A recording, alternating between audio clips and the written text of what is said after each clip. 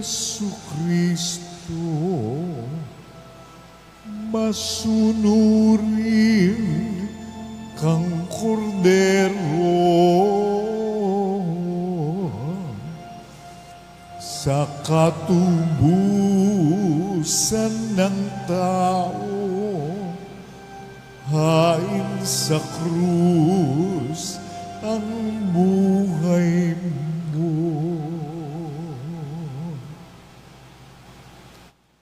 Sumainyo ang Panginoon. At sumaiyo rin. Ang mabuting balita ng Panginoon ayon kay San Juan. Papuri sa iyo, Panginoon.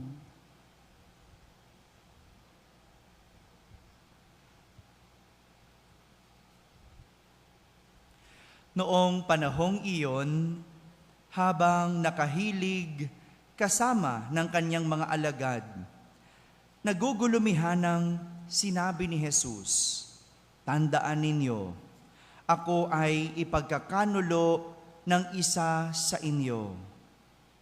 Nagkatinginan ang mga alagad. Hindi nila alam kung sino ang kanyang tinutukoy. Ang alagad na minamahal ni Jesus ay nakahilig, nakalapit niya. Kinalabit siya ni Simon Pedro at sinabi, "Itanong mo kung sino ang tinutukoy niya." Kaya humilig siya sa dibdib ni Jesus at itinanong, "Panginoon, sino po ba ang tinutukoy ninyo?" Sumagot si Jesus, "Ang ipagsasawsaw ko ng tinapay, siya na nga." At nang maisawsaw ang tinapay, ibinigay niya ito kay Judas, na anak ni Simon Iscariote. Nang matanggap na ni Judas ang tinapay, si Satanas ay pumasok sa kanya. Sinabi ni Jesus, "Gawin mo na ang gagawin mo." Ngunit isa man sa mga kasalo niya ay walang nakaalam kung bakit niya sinabi ito, sapagkat si Judas ang nag-iingat ng kanilang salapi. Inakala nilang pinabibili siya ni Jesus ng kakailanganin sa pista o kaya'y pinapaglilimos sa mga dukha. Nang makain na ni Judas ang tinapay, siya'y umalis. Gabi na noon, pagkaalis ni Judas ay sinabi ni Jesus, "Ngayoy mahahayag na ang karangalan ng Anak ng Tao, at mahahayag din ang karangalan ng Diyos sa pamamagitan niya. At kung mahayag na ang karangalan ng Diyos, ang Diyos naman ang maghahayag ng karangalan ng Anak, at gagawin niya ito agad. Mga anak, kaunting panahon na lamang ninyo akong makakasama. Hahanapin ninyo ako, ngunit sinasabi ko sa inyo, ngayon, ang sinasabi ko sa mga Hudyo, hindi kayo makapupunta sa paroroonan ko." "Saan po kayo pupunta, Panginoon?" tanong ni Simon Pedro. Sumagot si Jesus, "Sa paroroonan ko'y hindi ka makasusunod ngayon, ngunit susunod ka pagkatapos." "Bakit po hindi ako makasusunod sa inyo ngayon?" tanong ni Pedro. "Buhay ko may iaalay ko dahil sa inyo." Sumagot si Jesus, "Iaalay mo ang iyong buhay dahil sa akin? Tandaan mo, bago tumilaok ang manok, maikatlo mo akong itatatwa." Mga kapatid, ang mabuting balita ng Panginoon. Pinupuri ka namin, Panginoong Hesukristo. Magsiupo ang lahat at makinig sa homilya. Isang magandang umaga po sa inyong lahat. Morning, Father. Pakibating katabi, magandang umaga. Magandang umaga rin sa lahat ng nasa barangay na nakakapakinig ng ating banal na misa, sa lahat ng mga nasa tahanan na nagsisimba via online, sa lahat ng mga nasa abroad, sang magandang araw po sa inyong lahat. Kasama kayo sa aming banal na pagdiriwang dito sa ating parokya. Pumasok na po tayo ngayon sa tinatawag nating Semana Santa o mga mahal na araw. Kaya naman po, ang ating mga ebanghelyo ay nagbibigay ng kahulugan sa tinatawag nating mga mahal na araw. Ano ba ang ibig sabihin ng mahal sa mahal na araw? Kahapon,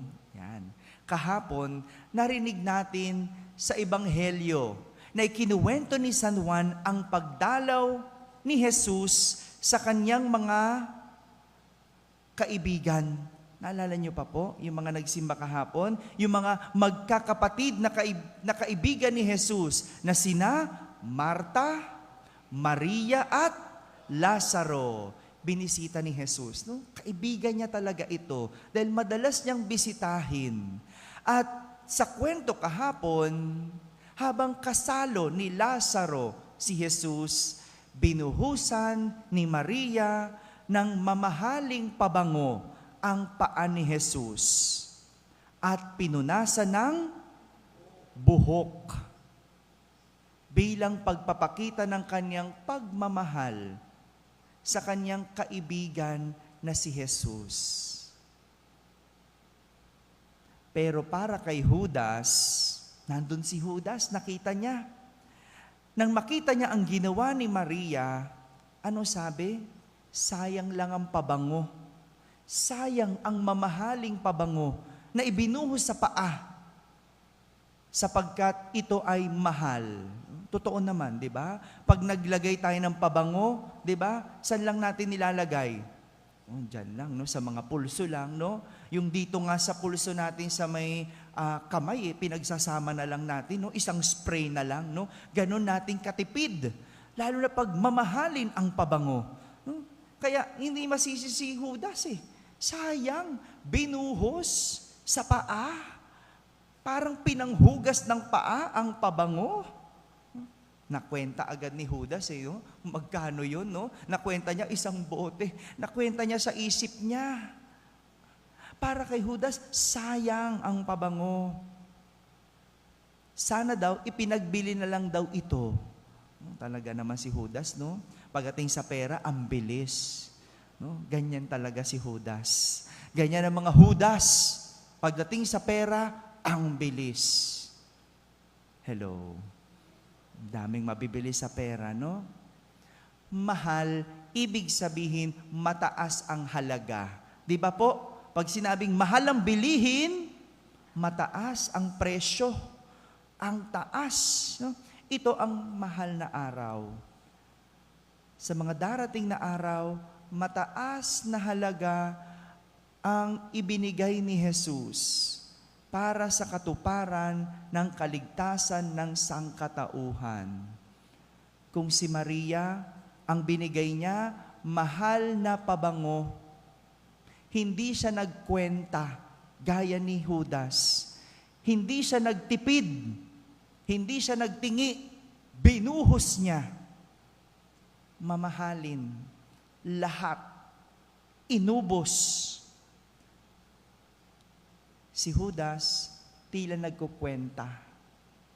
Pero hindi lang material ang ibig sabihin at ipinakita ng mahal sa mahal na araw. Dahil si Jesus, kanyang buhay ang kayang ibigay. Hindi tingi, kundi buo. Hindi kaunti, kundi lahat. Ubos-ubos. Hindi pera o material, kundi buhay ang ipinalit. Yan yung mahal sa mahal na araw. Samantala, narinig natin ngayon sa ating ebanghelyo ang simula ng kwento ng pagtatraydor ng dalawang alagad kay Jesus. Take note, hindi lang isa ang traydor, kundi dalawa. Di ba sobra-sobra na yun? Yung isa lang may mag-traidor sa'yo, sobra na. Yung dalawa pa, ay sobra-sobra pa. No? Di ba? At isa doon, malapit, pinakamalapit na alagad kay Jesus. Sino yon? Si Pedro. Siguro kung hindi mo matalik na kaibigan, parang okay lang eh. Pero kung matalik mong kaibigan, malapit mong kaibigan ang magtatraidor sa'yo, di ba? Ang sakit-sakit. Yung matapos silang piliin ni Jesus bilang alagad, pagkatapos ng lahat ng pinagsamahan nila, pagkatapos ng lahat ng naibigay at naipakita sa kanila ni Jesus, pagkatapos ng lahat ng pinagdaanan nila, sa pagtatraidor lang mauuwi ang kanilang relasyon. Sa pagtatraidor lang mauuwi ang kanilang pagkakaibigan. Ito ang isa pang kahulugan ng mahal bilang mataas na halaga na ipinalit. Anong pinalit? Hindi material, hindi pera, kundi relasyon. Relasyon. Ang isang relasyon, mahal dahil ito ay pinuhunanan ng panahon. Di ba? Yung ang tagal nyo nagsama. No? At dahil ang tagal nyo pinagsama, ang dami nyong pinagsamahan. Ang dami nyong pinagdaanan. Maging pagsubok. At syempre, nag-invest ka ng pagmamahal. Di ba? O niligawan mo yan. First love mo yan. Hinatid mo. No? Ang layo ng bahay, no? Pero sinusundo mo, ilang pamasahe ang naubos. Di ba? Ilang date ninyo, ang tiniis mo, pinag-ipunan mo. Hello? Ilang beses kayo nag-away, no? At nagkabati. Ilang beses kang napuyat.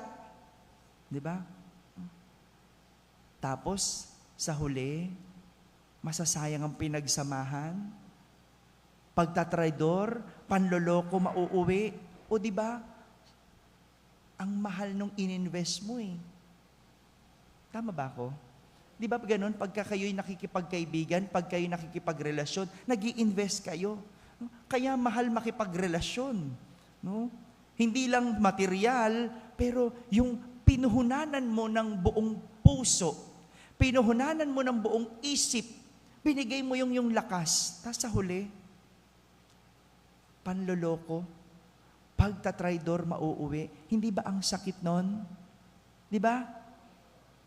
Kaya nga ang sakit kapag ang iyong karelasyon ay niloko ka o ipinagpalit. Dahil walang katumbas na salapi ang iyong naibigay sa karelasyon. O, hindi mo naman kukwentahin na, niloko mo ko. Nakaubos ako sa iyo ng 1,000 sa kakahatid sundo ko sa iyo. Di ba? Hindi naman ganun, di ba? Hindi mo naman kinukwenta yun. Ang nakwenta mo yung na-invest mong pagmamahal, na-invest mong atensyon, oras, walang katumbas na salapi ang pwedeng makapalit sa karelasyon.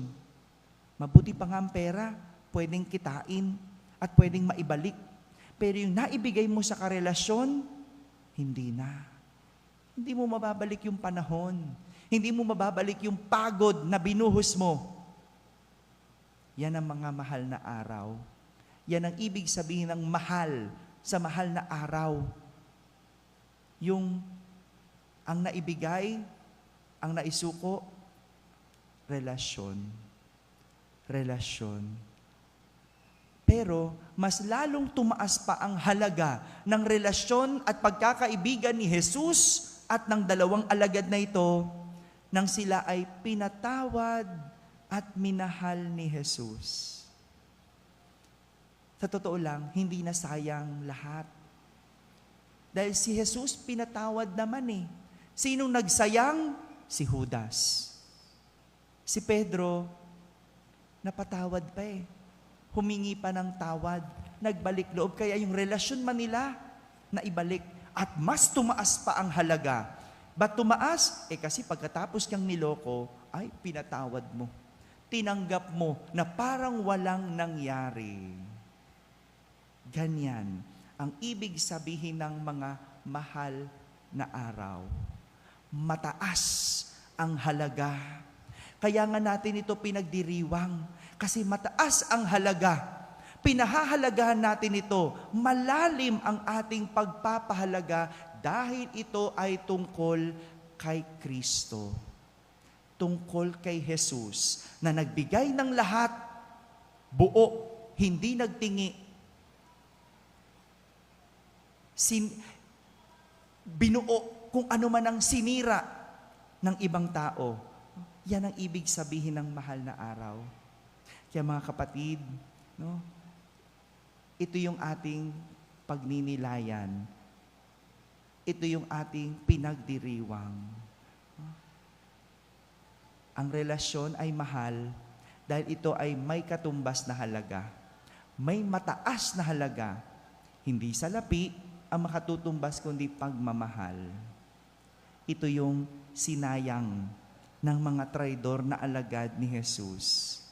Pero dahil sa pagmamahal ni Jesus, ibinalik ni Jesus ang pagkakaibigan at relasyon sa isang kapatawaran. Kaya mas lalo itong naging mahal. Amen? Amen.